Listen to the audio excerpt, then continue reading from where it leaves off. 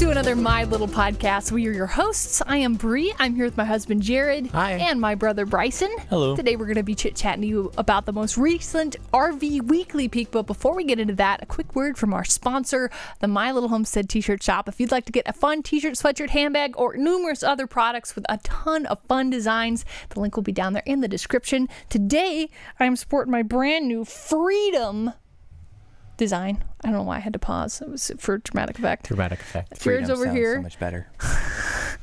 Jared's got his skidder done, well, one on, and Bryson has his old-fashioned retro My Little Homestead flower, Logo. sunflower logo thing. Yes. It's a button for the website, but it's not anymore.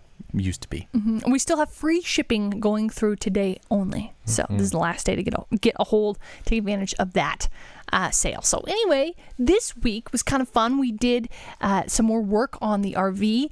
We painted and vented and painted a little more. And vented a little more. It's been an ongoing Sure process. vented a lot about it. Heather Clayton Callahan said, Bree and Jared, I'm enjoying you inventing new adventures for us all eventually to come to an event where we're all venting together. Phew! Oh, well done, Heather. That was fantastic. That's That great. was a great way to begin our podcast today. Thank you. Kristen Clune said, glad to see the vent wasn't installed upside down. My dad said the same thing, so. Yeah, I'm sure you do, but if you don't remember, in a couple, I think it was last RV video, we did have an upside down vent that did get in there. Mary Ellen Meekin said, do you remember to polyurethane the steps, both tops and sides, and the wall on the back of the steps? I didn't do the sides, but, well, I'm sure it'll get done eventually. Yeah, we'll probably do the sides. That's a good idea because, your foot's going to be probably banging up against that often, so that's a good idea. But yes, Jared did do polyurethane on the steps and the tops. yeah. I don't know if we'll polyurethane the cabinets. I know that we did for ours, but I just don't know if we were going to do that or not because we specifically got the satin finish. If you put polyurethane on it, it's not satin anymore. Yeah, it's gloss. So I don't know what we'll do on that. I'm sure the cabinets will be fine the way they are. They weren't cursed with the hyper smooth that the floors were. So Is there a polyurethane non-gloss? I've never seen that before, but there might be. There might be. I don't know. Like All I've ever seen is polyurethane. Gloss? Oh, maybe it's just one polyurethane. And I'm pretty sure it's glossy, like when it's done. So, well, we'll have the paint in there, I'm sure, for them. We'll have that saved, hopefully. So if there's some dinging or something that they want to touch up, and we can do that for them, or they can do that in the future. So we'll keep an eyeball on that. It's good thinking. In the middle of the show, we talked about butyl tape and asking the question of, has anyone done this before? And then I would click on that. The Free State says, I make a duck head out of it. Butyl. I've done it for years. I'll post something in the next few days. That's awesome. A duck head. That's fun. I'm glad somebody's thinking butyl like we are. Mark Cartman said, butyl does not harden quickly. It takes decades. LOL. So more like silly putty than clay. Yeah. Which makes sense, Mike. But and it's sticky, so it makes it really hard to work with. It's true. But if you're thinking about it, it means that you can keep making it out of new things. It's kind of like, if you think about it, the oil paint of the clay world. I'm just tossing that out there. You can reuse oil paint? Well, oil paint takes a long time to dry. That's why it's used. So you could, that's why I'm just saying, just tossing it out there. I thought you said you could reuse it a lot, so I was like, you can reuse oil paint, and I'm like, wow. Nah, well, I mean, I don't know how you, but it just doesn't dry. I wonder if you add oil back to oil paint, if it would. Probably. Maybe you can reuse it. Lee Borner says, butyl may cure if you coat it with a sulfur and bake it, but it may also just become a blob and make your oven smell bad. I love that the idea comes with the pros and the cons, Lee. Yep. Good thinking. I'm glad that was very thought through thoroughly. Very nice. Vernie said, well, I looked hard and nobody seems to have posted any art made of butyl tape. Thank you, Vernie, for looking into that. Yes, thank you. That's always a challenge when you go to research something and it just rhymes with something else or has the same wording as something else that's really popular, and then it's like, oh no, then it gets really hard it's to like, find get out things. of my way. That's not what I meant.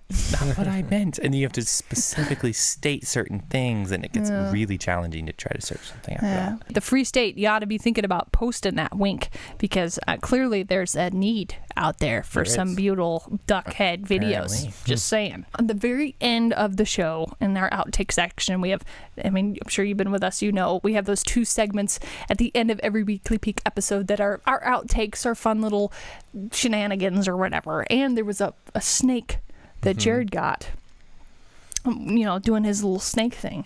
And I remember you coming in, you're like, Bree, I got a snake. You were so excited. I was like, oh, cool. And Bryson got looking at that, and he's like, no way. That's that same snake, and I got that a few days ago. Yeah. He must be living back in our backyard somewhere. Yeah. Stephanie Varon said, what kind of snake is that? We always would call them pink snakes. I think the formal name is a rat snake. They love little mice, as the name implies. Well, and Jerry Davis said, kill that snake. And Jerry, we understand where you're coming from, but actually those pink snakes are a good idea to have around because they do help with the rat population and mouse population. It depends on the type of animals you have around too. Yeah, if you've got little chicks. tiny chicks or something you're raising, it's not going to eat chip. It's not quite No, it takes big enough for that. It takes on little things, so not Like even salsa. big chickens. It wouldn't hurt. No. It wouldn't hurt big chickens. Just the chicks, because I would be kind of rat. Whatever's rat size. You know what I'm saying? Yeah. Or hermit. Hermit? No. Hermit. I was thinking The of pocket gophers? Yeah, pocket gophers. But don't they call them a vermin? I guess Vermin, one hermit, vermin, tomato. It's all the same thing. Hamster is what I was kind of thinking. It was kind of all the same. We could only say that because we are hermits. Haha. Okay. Genghis Khan, which is an awesome name, by the way, says, for RV curtains, a friend of mine made them custom magnetic. He had them cut out the exact size of the window frame and put magnets on the edges of the curtains sewn in. Then had metal plates around the edges of the window frames. I hope I explained this good, but he made screens as well, and they work great. No rods, just attach the magnets, and they were up. That's awesome. That's a great idea. That is awesome. Smart.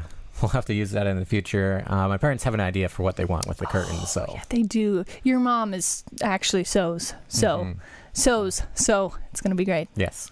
It'll be fun. I'm not a sewer, so the magnet thing appeals. I'm just saying. Okay. Deborah White said, I need to update you guys. We just found sitting by the side of the road a large 4-foot tall roll of Adobe bags. Really heavy, and I could only roll it home. This got us really excited. Now soon it will be our turn to build. What a find. God is just like, y'all need some Adobe bags. Bam. Got you covered. That's so cool. Oh, that's neat. What a find. Oh my goodness. I can imagine everybody staring at the roll of bags like, that's been there a week. Do you think we should roll it home? I mean, nobody's coming back for it. And I'm sure people... We could make the house out of that. I'm sure people drive by and they're like, what is that? What is that? They probably don't even... Some people probably don't even know.